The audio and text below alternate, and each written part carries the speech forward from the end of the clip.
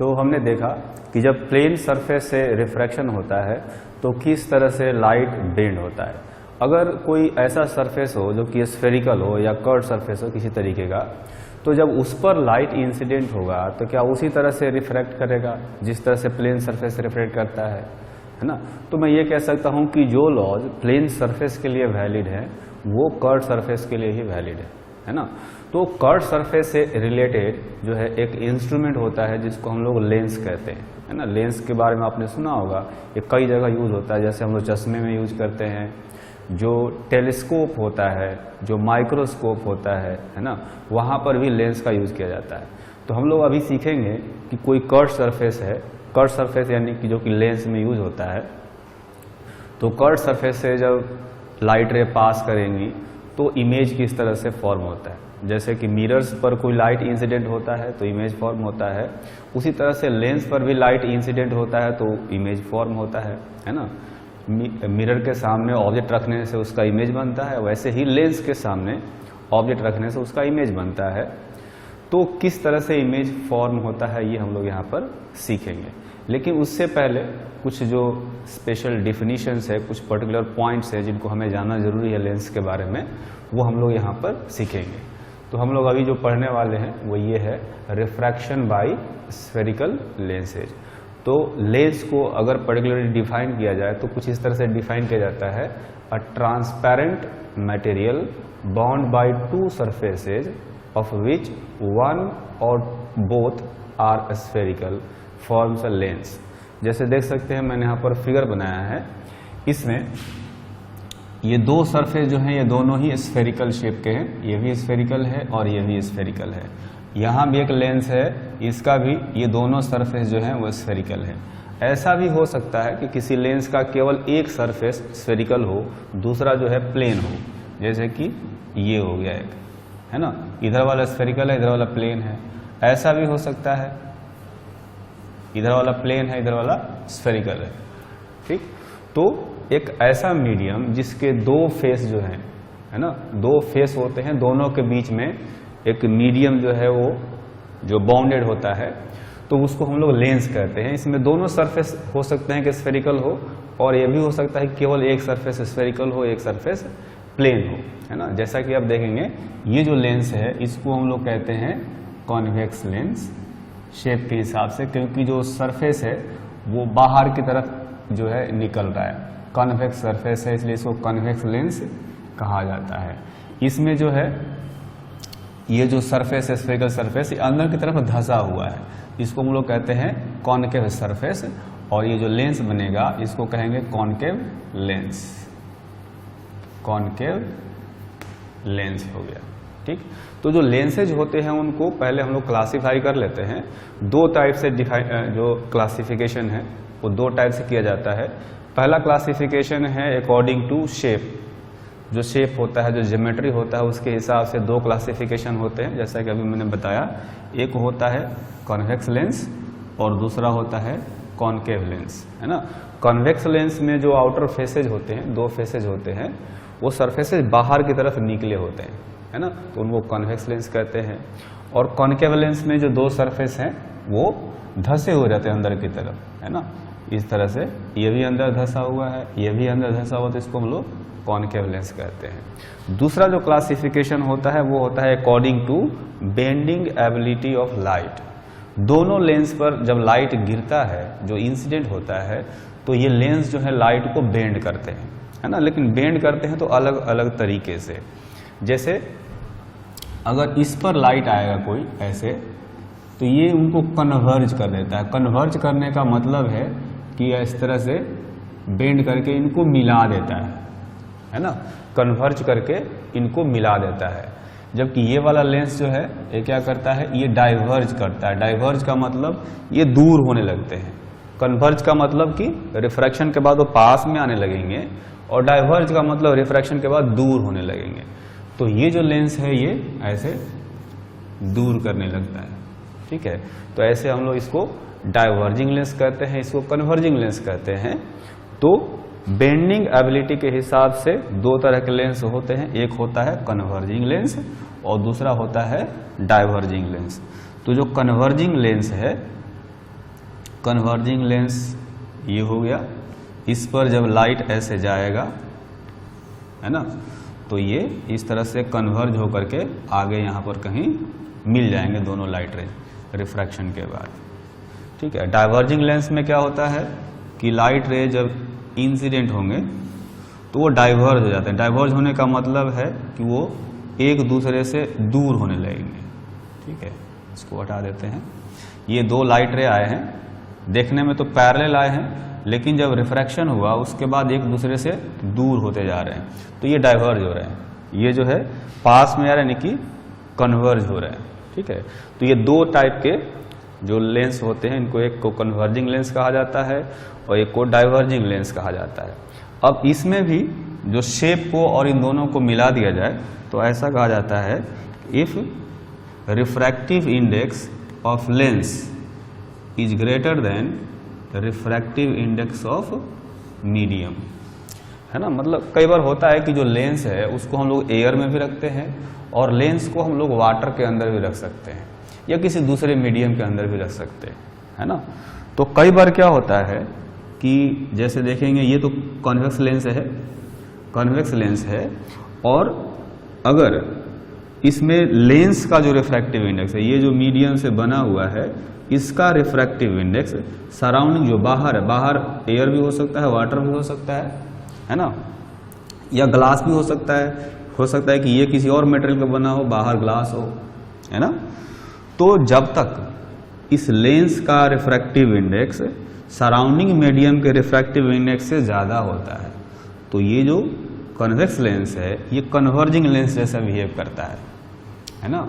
Convex lens और converging lens एक जैसे होते हैं अगर लेंस का रिफ्रैक्टिव इंडेक्स मीडियम के रिफ्रैक्टिव इंडेक्स से ज्यादा हो, तो ये जो है ये कन्वर्ज करता है।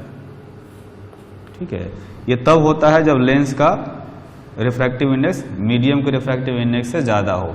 जब उल्टा हो जाता है ना, जब ऐसा कि अगर मीडियम का ज्यादा हो गया लेंस से, तो यही लेंस जिसको हम लोग कॉन्वेक्स लेंस कहते हैं वो डाइवर्ज करने लगता है ना।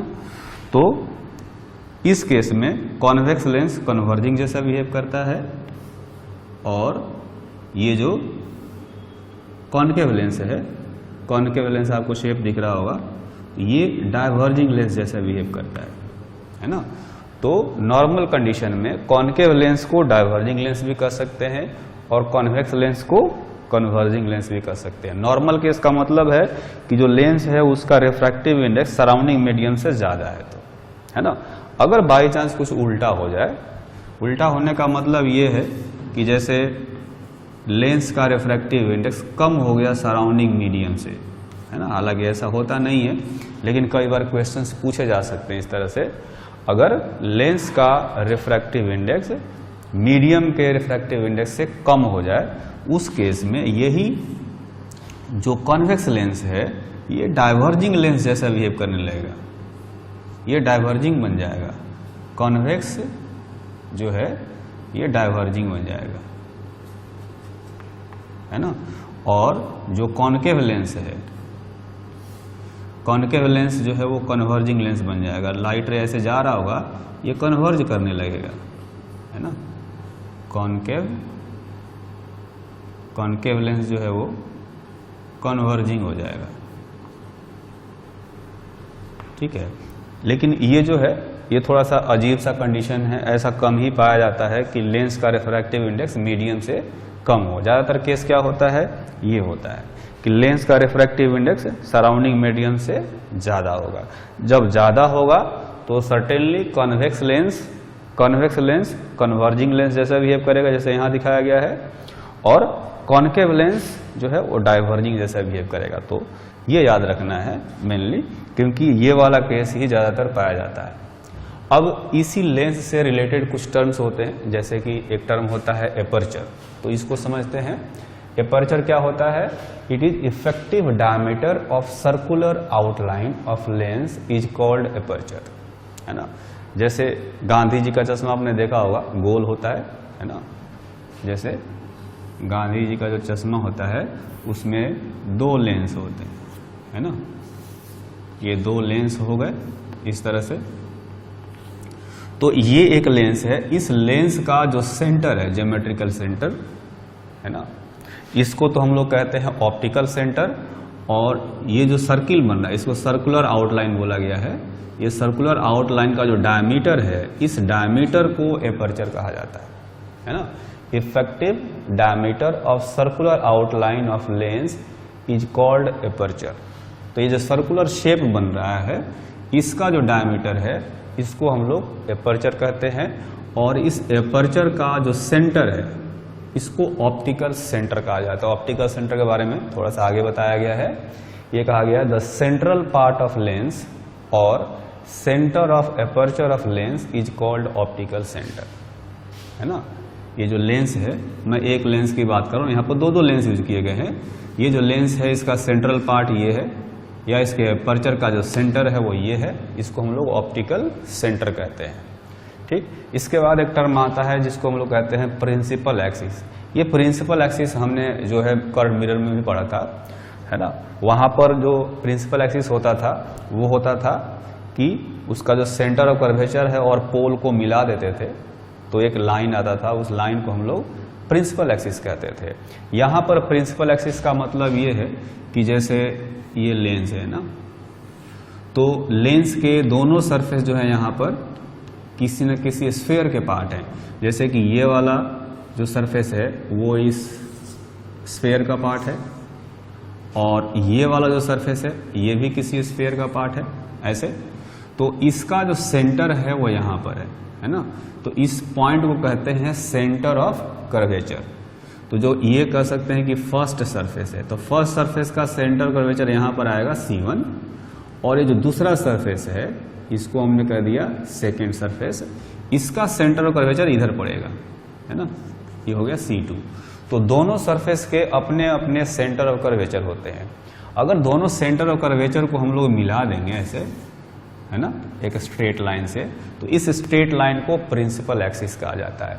ये प्रिंसिपल एक्सिस जो है वो ऑप्टिकल सेंटर से भी पास करता है, यहाँ पर ऑप्टिकल सेंटर होता है ना। जैसे मैंने यहाँ बताया, ये क्या है, हमने लेंस का फ्रंट व्यू दिखाया, सामने से देखते हैं तो ऐसा दिखता है। जनरली जो है आप बुक्स में देखेंगे तो हमेशा साइड व्यू दिखाया जाता है। ये जो है ये साइड व्यू है। साइड से देखने में ये बल्ज जैसा दिखेगा, बाहर की तरफ आ रहा है, ये अंदर धंसा हुआ है ना। लेकिन जब आप सामने से देखेंगे, इधर से देखेंगे फ्रंट से, तो ये सर्कुलर दिख सकता है ना, सर्कुलर शेप का हो सकता है। हालांकि जैसे मैंने जो चश्मा पहना है ये सर्कुलर शेप का नहीं है, कुछ रेक्टेंगल जैसा दिख रहा होगा, है ना। तो रेक्टेंगल जैसा भी हो सकता है, सर्कुलर शेप का भी हो सकता है। तो ये जो साइड से आप देख रहे होंगे इधर से देखने पर, उसी को हम लोग यहाँ पर दिखाते हैं। तो नॉर्मल कंडीशन में ये साइड व्यू दिखाया जाता है। तो यहाँ पर भी हमने ये साइड व्यू लिया है। तो ये जो सरफेस है किसी स्फीयर का पार्ट है, ये सरफेस किसी स्फीयर का पार्ट है, दोनों स्फीयर का अपना अपना सेंटर है। तो इस सरफेस का सेंटर ऑफ कर्वेचर ये है, और इस सरफेस का सेंटर ऑफ कर्वेचर ये है। दोनों सेंटर ऑफ कर्वेचर को मिलाने वाला जो स्ट्रेट लाइन है उसको प्रिंसिपल एक्सिस कहा जाता है। तो प्रिंसिपल एक्सिस का डेफिनेशन देखें यहाँ पर, an imaginary straight line passing through centres of curvature of two surfaces, है ना, ऐसा कर सकते हैं। इसके बाद एक टर्म आता है प्रिंसिपल फोकस। जैसे कि मिरर में भी जो कर्व मिरर होता था वहां भी हमने फोकस के बारे में पढ़ा था। फोकस का डेफिनेशन क्या बताया कि जब इन्फिनिटी से प्रिंसिपल एक्सिस के पैरेलल लाइट रेज आती हैं तो वहां पर पढ़ते थे हम लोग कि रिफ्लेक्शन के बाद जिस पॉइंट पर एक दूसरे को इंटरसेक्ट करती हैं या इंटरसेक्ट करती हुई अपीयर होती हैं उस पॉइंट को हम लोग फोकस कहते हैं। वैसा ही कुछ डिफिनेशन यहाँ भी है, बस ये है कि यहाँ पर रिफ्लेक्शन नहीं होता बल्कि रिफ्रैक्शन होता है ना। तो जैसे कि ये एक लेंस हो गया, है ना, इसको मैं कॉन्वेक्स लेंस कह सकता हूँ, और नॉर्मल कंडीशन में इसको कन्वर्जिंग लेंस भी कह सकता हूँ। तो अगर लाइट रेज प्रिंसिपल एक्सिस के पैरेलल आ रहे हैं तो रिफ्रैक्शन के बाद ये कन्वर्ज करेंगे, और कन्वर्ज करके प्रिंसिपल एक्सिस पर कहीं जा करके एक दूसरे से मिलेंगे, इंटरसेक्ट करेंगे। तो इस पॉइंट को हम लोग कहते हैं फोकस, ठीक है, प्रिंसिपल फोकस। उसी तरह से अगर हम बात करें डाइवर्जिंग लेंस या कॉनकेव लेंस की, है ना, ये कॉनकेव लेंस हो गया। तो अगर इस पर इन्फिनिटी से प्रिंसिपल एक्सिस के पैरेलल लाइट रेज इंसिडेंट हो रही है ना, प्रिंसिपल एक्सिस के पैरेलल इंसिडेंट हो रही है, तो ये लाइट रेज रिफ्रैक्शन के बाद डाइवर्ज हो जाती है ना, इस तरह से डाइवर्ज हो जाती हैं, तो आगे जाकर तो कहीं मिलेंगी नहीं, ये पीछे मिल सकती हैं, इनको एक्सटेंड करके पीछे मिलाना पड़ेगा, मतलब ऐसा अपीयर हो रहा है कि यहां पर ये मिल रही है, ठीक है। तो ये जो पॉइंट है, जिस पॉइंट पर ये इंटरसेक्ट करती हुई अपीयर हो रही है, उस पॉइंट को हम लोग प्रिंसिपल फोकस कहते हैं। तो प्रिंसिपल फोकस का जो बेसिक डिफिनीशन है वो ये हुआ, it is a point on principal axis where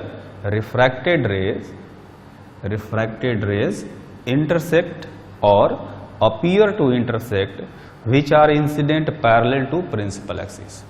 मतलब वो लाइट है जो प्रिंसिपल एक्सिस के पैरेलल इंसिडेंट हुई है, रिफ्रैक्शन के बाद प्रिंसिपल एक्सिस पर जहां इंटरसेक्ट करती हैं उस पॉइंट को प्रिंसिपल फोकस कहा जाता है ना। तो ये प्रिंसिपल फोकस हो गया। हालांकि प्रिंसिपल फोकस भी एक लेंस में दो होते हैं, अगर इधर से मैंने लाइट पास कराया तो इधर मिल जाएंगे, अगर उधर से वही पैरेलल लाइट रे इंसिडेंट कराएंगे तो इधर मिल जाएंगे। तो दो प्रिंसिपल हो सकते हैं, दो प्रिंसिपल फोकस हो सकते हैं किसी भी लेंस के, है ना, ये ध्यान में रखना है। तो जैसे अगर हम बात करें इस लेंस की, कन्वर्जिंग लेंस की, तो इसका जो फोकस होता है वो हमेशा जिधर से इंसिडेंट रे आती है उसका दूसरे साइड में होता है, जबकि जो डाइवर्जिंग लेंस है उसका फोकस हमेशा उस साइड में होता है जिधर से लाइट रे इंसिडेंट होती है। अगर इंसिडेंट इधर से कराएंगे तो फोकस इधर ही बढ़ जाएगा, है ना। इसमें अगर इंसिडेंट इस साइड से कराएंगे, राइट साइड से, तो फोकस इस साइड में आएगा उसका, यह ध्यान में रखना है। तो कन्वर्जिंग लेंस का फोकस दूसरे साइड में होता है और डाइवर्जिंग लेंस का फोकस जो होता है वो उसी साइड में होता है जिधर से इंसिडेंट होती है। फिर एक टर्म होता है फोकल लेंथ। फोकल लेंथ आप जैसा कि जानते हैं, मिरर में भी पढ़ा था हमने, ये होता है जो लेंस का ऑप्टिकल सेंटर है, वहां से प्रिंसिपल फोकस के बीच का डिस्टेंस फोकल लेंथ कहलाता है। It is distance between optical centre and principal focus, ठीक है। तो दो फोकस होते हैं, दोनों फोकस इक्वल डिस्टेंस पर होते हैं। जैसे मैं बात करूं इस लेंस की, तो एक प्रिंसिपल फोकस यहां होगा, एक प्रिंसिपल फोकस यहां होगा, दोनों ही इक्वल डिस्टेंस पर होते हैं, है ना, दोनों साइड में। चाहे इनका जो सरफेस दिए गए ना, ये वाले, ये सरफेस जो है, इनका सेंटर और कर्वेचर डिफरेंट भी हो सकते हैं, कोई हो सकता है एक दूर हो एक पास में हो, ऐसा भी हो सकता है। उसके बावजूद भी ये फोकल लेंथ जो है वो इक्वल होता है, ठीक है। जिस तरह से स्फेरिकल मिरर में हमने एक साइन कन्वेंशन सीखा था और मिरर फार्मूला सीखा था, वैसे ही लेंस के केस में भी एक साइन कन्वेंशन होता है जो बिल्कुल ही मिरर वाले साइन कन्वेंशन से मिलता जुलता है। और इसमें भी एक लेंस फार्मूला होता है, मैग्निफिकेशन का फार्मूला होता है, तो उसको यहाँ पर हम लोग सीखेंगे। तो साइन कन्वेंशन जो है एग्जैक्टली वैसा ही है कि जो इंसिडेंट रे होता है, इंसिडेंट रे के डायरेक्शन में जो डिस्टेंसेज मेजर की जाती हैं उनको पॉजिटिव लेते हैं, और इंसिडेंट रे के अपोजिट डायरेक्शन में जो डिस्टेंसेज मेजर की जाती हैं उनको निगेटिव लेते हैं। मिरर केस में सारे डिस्टेंस हम लोग पोल से मेजर करते थे, यहाँ पर सारे डिस्टेंस जो है वो ऑप्टिकल सेंटर से मेजर करते हैं। तो पहला पॉइंट अगर आप ध्यान देंगे, इसमें बताया गया है all the distances are measured from optical centre of lens. जैसे ये लेंस है तो इसका ऑप्टिकल सेंटर यहाँ पर होता है, तो एक तरह से ये ओरिजिन बन गया, है ना। अब यहाँ से ऊपर मैंने वाई एक्सिस ले लिया, इधर एक्स एक्सिस ले लिया, ठीक। तो इंसिडेंट रे मैं इधर से भी इंसिडेंट करा सकता हूँ और इधर से भी करा सकता हूँ। तो हमेशा इंसिडेंट रे के डायरेक्शन को पॉजिटिव लेना है। ये जो सेकंड पॉइंट आप देखेंगे, इसमें कहा गया है distances measured along incident ray are taken positive and opposite to incident ray are taken negative. तो इंसिडेंट रे लेफ्ट साइड से आया है, तो इसका मतलब है कि ये जो ऑप्टिकल सेंटर है यहाँ से राइट साइड में जिधर इंसिडेंट रे जा रहा है, इधर अगर कोई डिस्टेंस मेजर करेंगे तो वो पॉजिटिव माना जाएगा, और इंसिडेंट रे को अपोजिट यानी ऑप्टिकल सेंटर से पीछे इधर कोई डिस्टेंस मेजर करेंगे तो उसको निगेटिव माना जाएगा, है ना। यानी ऑब्जेक्ट और इमेज अगर इस साइड में होंगे तो object distance image distance negative होंगे, अगर उस साइड में होंगे तो पॉजिटिव होंगे, ठीक। मिरर जैसा ही यहाँ भी एक तीसरा पॉइंट है, ये कहता है distances measured above principal axis are taken positive and below principal axis are taken negative. मतलब प्रिंसिपल एक्सिस के ऊपर अगर कोई डिस्टेंस मेजर करेंगे, जैसे height of object, height of image measure करते हैं, तो ऊपर हम लोग पॉजिटिव डिस्टेंस कंसीडर करेंगे और अगर नीचे हम लोग डिस्टेंस मेजर करते हैं तो उसको निगेटिव मान करके चलेंगे। ठीक है, अब ये साइन कन्वेंशन जो हमने सीखा, इस साइन कन्वेंशन के हिसाब से ऑब्जेक्ट डिस्टेंस और इमेज डिस्टेंस जो है उनकी वैल्यू रखनी चाहिए, जो हम लोग लेंस फॉर्मूला सीखने वाले हैं उसमें, है ना। तो लेंस फॉर्मूला जो होता है इसमें कुछ इस तरह का होता है, 1/v minus 1/u is equal to 1/f। इस फॉर्मूले का डेरिवेशन चूंकि हमारे सिलेबस में नहीं है इसलिए मैं इसका डेरिवेशन नहीं बता रहा हूँ, डायरेक्ट जो है फॉर्मूला हम लोग याद रखेंगे। इसमें से जो u है ऑब्जेक्ट डिस्टेंस, और जैसा कि हमने कहा कि कोई भी डिस्टेंस हो ऑप्टिकल सेंटर से ही मेजर करना है। तो ऑब्जेक्ट डिस्टेंस का मतलब object distance from optical centre, optical centre और ऑब्जेक्ट के बीच का जो डिस्टेंस है वो u हो गया, है ना। उसी तरह से जो v है ये है इमेज डिस्टेंस, जो इमेज फॉर्म होगा उसका पोजीशन कहाँ से, ऑप्टिकल सेंटर से, और जो f है ये फोकल लेंथ है। तो ये जो तीनों क्वांटिटीज हैं इनको हम लोग पॉजिटिव नेगेटिव साइन के साथ में according to the sign convention जो है इस फॉर्मूले में रखेंगे। अगर u निगेटिव है तो u का जो वैल्यू है वो निगेटिव साइन के साथ में इस फॉर्मूले में रखना है ना। हालांकि जब फॉर्मूला डिराइव किया जाता है तो उसमें भी साइन कन्वेंशन अप्लाई करते हैं, और जब भी इस फॉर्मूले को यूज करेंगे तो भी हम लोग साइन कन्वेंशन अप्लाई करते हैं। ठीक, अब एक मैग्निफिकेशन का फॉर्मूला है, जैसा कि मिरर में बताया था। मैग्निफिकेशन बताता है कि जो इमेज की हाइट है वो ऑब्जेक्ट की हाइट से कितना गुना बड़ा है या कितना गुना छोटा है, ये बताता है। तो मैग्निफिकेशन का डेफिनेशन यहाँ भी वैसे ही है, height of image by height of object is equal to image distance by object distance. Mirror के लिए जब मैग्निफिकेशन हमने पढ़ा था तो यहाँ पर एक माइनस साइन आता था, यहाँ पर वो माइनस साइन नहीं आता, यहाँ पर इमेज डिस्टेंस और ऑब्जेक्ट डिस्टेंस का रेशियो आता है, और यहाँ पर पॉजिटिव साइन के साथ में, यहाँ पर कोई माइनस साइन नहीं है ना। तो यहाँ पर जैसा कि हमने मिरर में पढ़ा था, HI क्या है, height of image, height of image, इसको भी पॉजिटिव नेगेटिव साइन के साथ में रखना है। प्रिंसिपल एक्सिस के ऊपर है तो पॉजिटिव, प्रिंसिपल एक्सिस के नीचे है तो निगेटिव। HO हो गया हाइट ऑफ ऑब्जेक्ट, और V और U के बारे में यहाँ बता ही दिया कि ये ऑब्जेक्ट डिस्टेंस है और इमेज डिस्टेंस है ना। कहने के लिए डिस्टेंस है, लेकिन जब भी फॉर्मूले में रखेंगे तो पॉजिटिव नेगेटिव साइन के साथ में रखना है, यह ध्यान में रखना है। ठीक, अब जैसा कि मिरर में बताया था मैंने, बिल्कुल वैसा यहाँ भी कर सकते हैं कि अगर मैग्निफिकेशन पॉजिटिव है इसका मतलब है कि इरेक्ट इमेज बनेगा। अगर मैग्निफिकेशन पॉजिटिव है तो ये कहा जा सकता है कि इमेज जो है वो इरेक्ट होगा। इरेक्ट इमेज का मतलब हुआ कि प्रिंसिपल एक्सिस के जिस साइड में ऑब्जेक्ट है उसी साइड में इमेज बनेगा। अगर मैग्निफिकेशन निगेटिव है तो इन्वर्टेड इमेज बनेगा, है ना, इन्वर्टेड इमेज। उसी तरह से अगर मैग्निफिकेशन ग्रेटर देन 1 है तो ये कहा जा सकता है कि जो साइज है इमेज का वो ऑब्जेक्ट के साइज से बड़ा होगा, यानी एनलार्ज्ड इमेज बनेगा, एनलार्ज्ड इमेज और मैग्निफाइड इमेज, है ना। अगर m लेस देन 1 है तो छोटे साइज का इमेज बनेगा, यानी कि डिमिनिश्ड इमेज बनेगा, है ना। और अगर ऐसा हो जाए कि m मैग्निफिकेशन जो है 1 आ जाए, इसका मतलब है कि इमेज और ऑब्जेक्ट का जो साइज है वो इक्वल होगा, है ना। Image and object will have same size. ठीक है, अब यहां पर हम लोग ऐसे कर सकते हैं, मतलब कि जो मैग्निफिकेशन है उसका मैं मॉड लगा देता हूं। ठीक है, प्लस माइनस तो यहां से चेक करेंगे, मॉड लगाकर तब पता करेंगे कि जो है ये अगर इसका जो मॉड है, मॉड का मतलब होता है कि पॉजिटिव देखना है हमें, है ना, हमेशा इसमें कोई निगेटिव साइन नहीं है, निगेटिव साइन होगा भी तो उसको पॉजिटिव करके देखना है।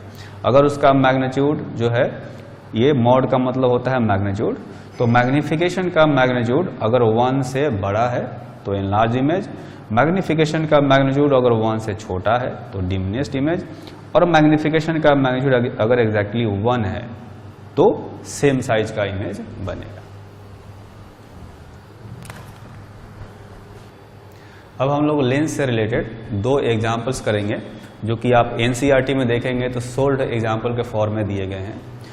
तो जैसे कि ये देखेंगे, पहला एग्जाम्पल है कॉनकेव लेंस से रिलेटेड है। इस क्वेश्चन में कहा गया है a concave lens has focal length of 15 centimetre, at what distance should the object from lens be placed so that it forms an image at 10 centimetre from lens, है ना। मतलब कि ये कॉनकेव लेंस है जिसका फोकल लेंथ 15 सेंटीमीटर दिया हुआ है। पूछा गया है कि लेंस से कितना डिस्टेंस पर ऑब्जेक्ट को रखना चाहिए जिससे कि इमेज जो है वो 10 सेंटीमीटर पर बनेगा। Also find the magnification produce by the lens. तो हम लोग क्या करते हैं कि जो कॉनकेव लेंस है उसके लिए एक रे डायग्राम ड्रॉ करके समझते हैं थोड़ा सा, है ना। एक्चुअली में क्या होता है कि हमने मिरर के बारे में पढ़ा है, तो कॉन्वेक्स मिरर में जैसा केस होता है वैसे ही कॉनकेव लेंस में होता है। कॉन्वेक्स मिरर में क्या होता है कि मिरर के सामने कोई भी रियल ऑब्जेक्ट रखते हैं तो उसका इमेज हमेशा फोकस और पोल के बीच में बनता है, जैसा कि हमने रे डायग्राम से सीखा था वहां पर, है ना। बिल्कुल कॉनकेव लेंस में भी वैसा ही केस होता है कि लेंस के सामने कहीं भी आप रियल ऑब्जेक्ट को रखो तो उसका इमेज ऑप्टिकल सेंटर और पोल के बीच में बनता है। हम लोग रे डायग्राम ड्रॉ करके देखते हैं, है ना। जैसे सपोज ये कॉनकेव लेंस है, अगर मैं यहाँ पर एक ऑब्जेक्ट रखता हूँ, है ना, तो यहाँ से ये जो पॉइंट है मैं इसका इमेज बनाऊंगा। क्या करेंगे, यहाँ से एक लाइट रे भेजते हैं जो कि प्रिंसिपल एक्सिस के पैरेलल गया, तो चूंकि ये डाइवर्जिंग लेंस है, ये लाइट रे को डाइवर्ज करता है तो ये ऐसे बेंड हो जाएगा, प्रिंसिपल एक्सिस से दूर की तरफ जाएगा, है ना। और अगर आप इसको पीछे की तरफ एक्सटेंड करेंगे ऐसे, इधर आएगा। एक लाइट रे हम लोग ऑप्टिकल सेंटर से पास करा देते हैं। ऑप्टिकल सेंटर से जो लाइट रे जाता है वो सीधा पार कर जाता है ना, क्योंकि वो बिल्कुल बीचों बीच जा रहा है, वो बेंड नहीं होता। तो देखेंगे कि एक लाइट रे ऐसे गया और एक लाइट रे ये जा रहा है, तो ये चूंकि डाइवर्जिंग रेज है ना, ये जो रिफ्रैक्ट हो गई लाइट रेज वो डाइवर्जिंग है, आगे जाकर नहीं मिलेंगे, तो वो पीछे ही मिल सकती है। इनको पीछे प्रोड्यूस करेंगे तो ये दोनों आकर के यहाँ पर मिलेंगे, यानी इस पॉइंट का इमेज यहाँ पर बन गया। तो यहाँ से परपेंडिकुलर ड्रॉ कर देंगे तो देखेंगे इस ऑब्जेक्ट का इमेज ये बन गया, है ना। तो ये एक तरह से एक्सटेंडेड ऑब्जेक्ट है। तो एक्सटेंडेड ऑब्जेक्ट का इमेज कभी भी बनाना होता है तो क्या करते हैं, उसके टॉप पॉइंट का इमेज बनाते हैं, और बाकी जैसे ये परपेंडिकुलर है प्रिंसिपल एक्सिस के तो यहाँ पर परपेंडिकुलर ड्रॉ कर देंगे तो इस पूरे ऑब्जेक्ट का इमेज ये बन जाएगा पूरा, है ना। तो देख सकते हैं कि अगर ये लाइट है जो प्रिंसिपल एक्सिस के पैरेलल जा रहा था वो अगर पीछे आकर काटेगा तो कहीं फोकस पर मिलता है, ये फोकस है ना।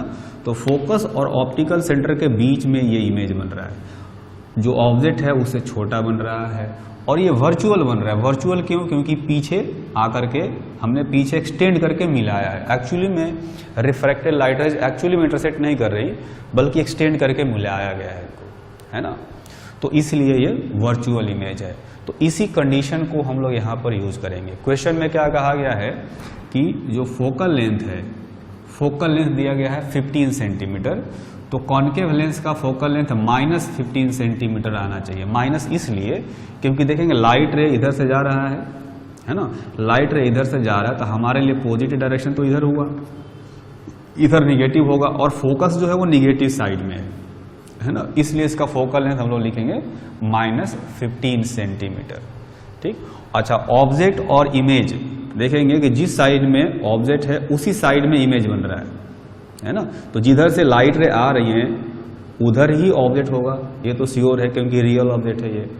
तो इंसिडेंट रे के उल्टा साइड में इंसिडेंट इधर जा रहा है, उसके उल्टा साइड में जो है ऑब्जेक्ट और इमेज दोनों पड़ेंगे यहाँ पर। तो इसलिए मैं ये कह सकता हूँ कि इसमें इमेज डिस्टेंस तो खैर हमें फाइंड करना है, ये ऑब्जेक्ट डिस्टेंस हमें फाइंड करना है। इमेज डिस्टेंस जो दिया हुआ वो भी निगेटिव आएगा। इमेज डिस्टेंस में दिया है 10 सेंटीमीटर, इसको मैं लिखूंगा -10 सेंटीमीटर। माइनस इसलिए क्योंकि निगेटिव साइड में ही इमेज बनेगा।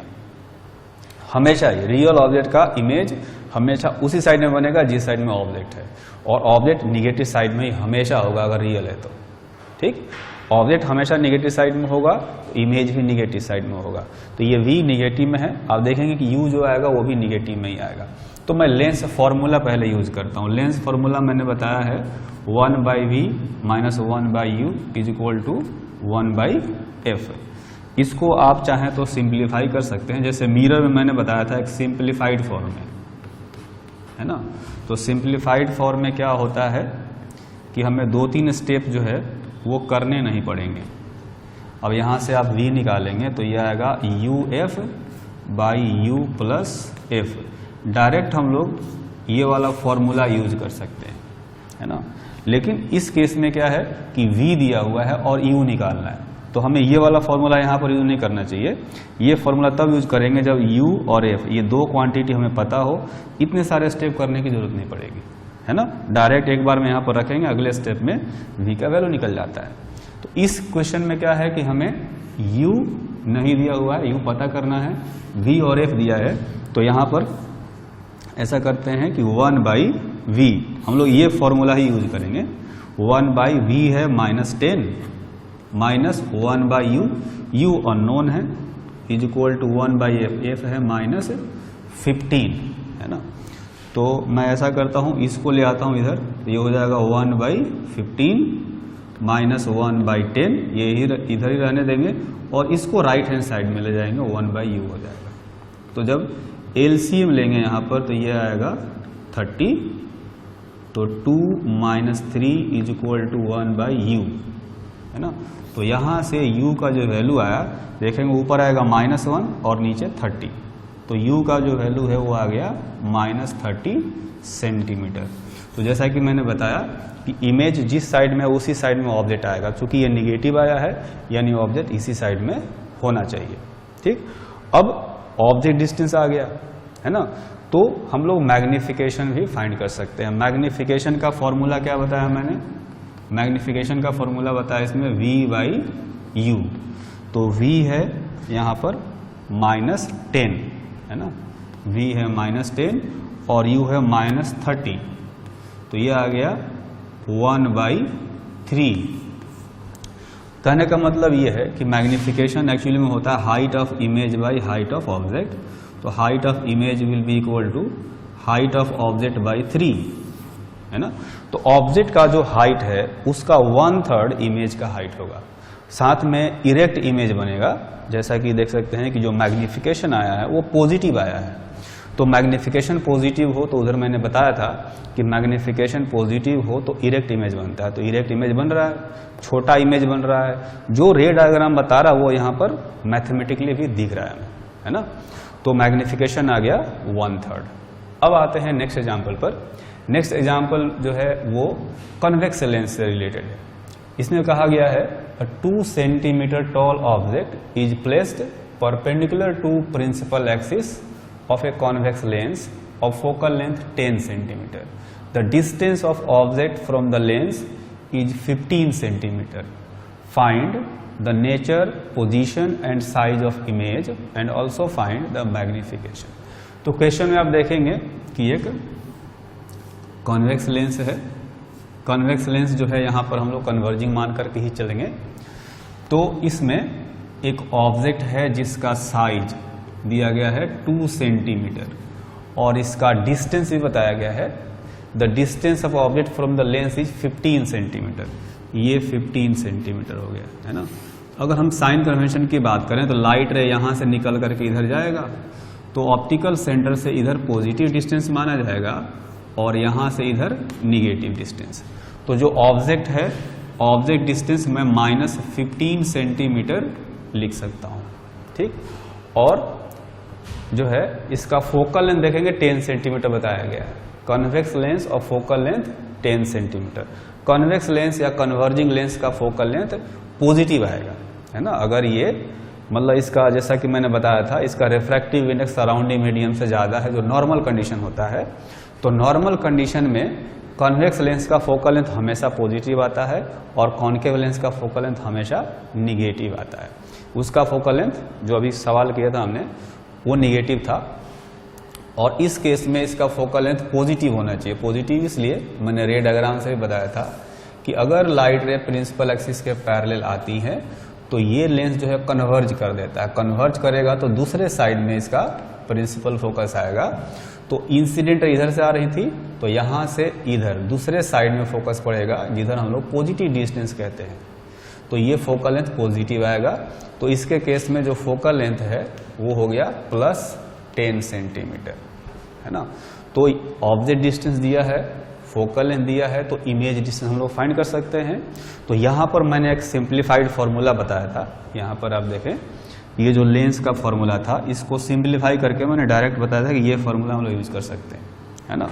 तो यहाँ पर 2 स्टेप हमें यूज करने की जरूरत नहीं पड़ेगी, 3 स्टेप यूज करने की जरूरत नहीं पड़ेगी। डायरेक्ट एक स्टेप यूज करके हम लोग वहाँ पर इमेज डिस्टेंस फाइंड कर सकते हैं। तो ये जो फॉर्मूला अभी हमने देखा ये है V = UF by U + F।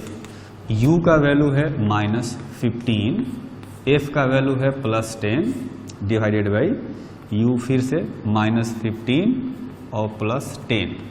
तो ऊपर आ जाएगा -150 और नीचे आएगा -5। तो ये देखेंगे आएगा +30 सेंटीमीटर, है ना। तो +30 सेंटीमीटर जो है वो इमेज डिस्टेंस हो गया। प्लस आने का मतलब ये है कि जो इमेज बनेगा वो लेंस के दूसरे साइड में बनेगा। अगर ऑब्जेक्ट इस साइड में है तो इमेज दूसरे साइड में बनेगा, है ना। अच्छा, इसका हम लोग मैग्निफिकेशन भी फाइंड कर सकते हैं। तो ये कर सकते हैं कि जो इमेज है, image will be on other side at 30 centimetre from lens और ऑप्टिकल सेंटर। ठीक, अगर मैग्निफिकेशन की बात करें, मैग्निफिकेशन होता है height of image by height of object = V/U। तो V यहाँ पर अपना आया है +30, जबकि U जो है वो -15 था। तो ये देखेंगे आ जाएगा -2। तो माइनस साइन का मतलब है कि इन्वर्टेड इमेज बनेगा, है ना। तो जो इमेज होगा वो इन्वर्टेड होगा। और मैग्निफिकेशन का मैग्नीट्यूड आपने देखा होगा कि जब मैं बता रहा था तो मैंने एम के आगे ऐसा मॉड साइन लगाया था। तो मॉड का मतलब है कि यहाँ पर जो ये -2 रखा है ना, इसको मॉड लगाने का मतलब ये +2 हो जाता है। मैग्नीट्यूड केवल इसका देखेंगे, माइनस साइन छोड़ देते हैं। तो उसका जो मैग्नीट्यूड है 2 है वो 1 से बड़ा है। तो अगर मैग्नीट्यूड 1 से बड़ा होता है, इसका मतलब ये होता है कि जो इमेज है वो एनलार्ज इमेज होगा, 2 गुने साइज का होगा। तो कह सकते हैं कि एनलार्ज्ड इमेज होगा। और इमेज का हम लोग हाइट भी पता कर सकते हैं। यहाँ से height of image by height of object. Height of object 2 centimetre question में दिया हुआ है और ये है आगे -2। तो हाइट ऑफ ऑब्जेक्ट हो जाएगा -4 सेंटीमीटर। माइनस का मतलब नीचे बनेगा इधर, है ना। ये 15 पर था तो ये 30 सेंटीमीटर आगे इन्वर्टेड इमेज बनेगा। अगर ये 2 सेंटीमीटर हाइट का था तो ये 4 सेंटीमीटर हाइट का लेंथ का बनेगा नीचे की तरफ, है ना। तो ये जो हो गया पूरी तरह से कह सकते हैं कि इमेज के बारे में इंफॉर्मेशन हमें पता चल गया। नेचर कहेंगे कि ये रियल इमेज बनेगा। रियल क्यों कहेंगे?